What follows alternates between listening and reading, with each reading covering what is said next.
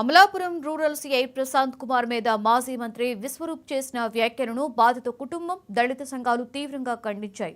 అర్ధరాత్రి వేళ తన ఇంటి మీద దాడి జరిగినప్పుడు తనని కాపాడిన సీఐ ప్రశాంత్ పై విశ్వరూప్ బెదిరింపులకు పాల్పడడం దారుణమని బాధితుడు సత్యనారాయణ పేర్కొన్నారు.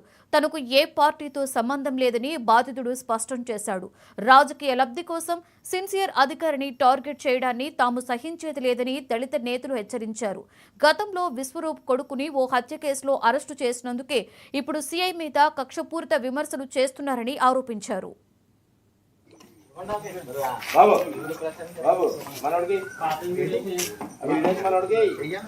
మాది అల్లవరం మండలం.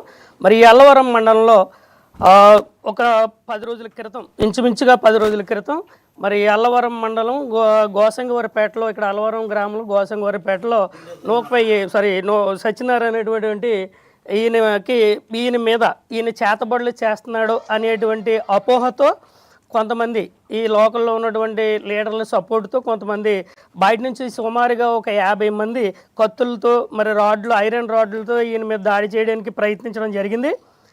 ఆయన అప్పుడు వీళ్ళ అన్నయ్య గారి అబ్బాయి, తమ్ముడు గారి అబ్బాయి మరి పోలీసులకు 122కు ఫోన్ చేస్తే పోలీసులు వచ్చి ఇతను తీసుకెళ్లి లోపల కూర్చోబెట్టారు నైటు.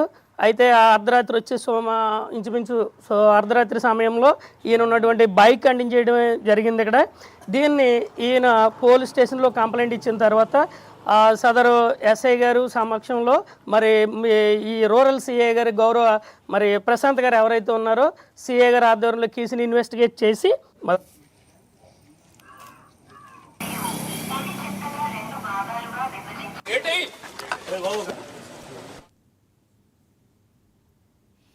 వైసీపీ నాయకులు రాష్ట్రంలో అలజడి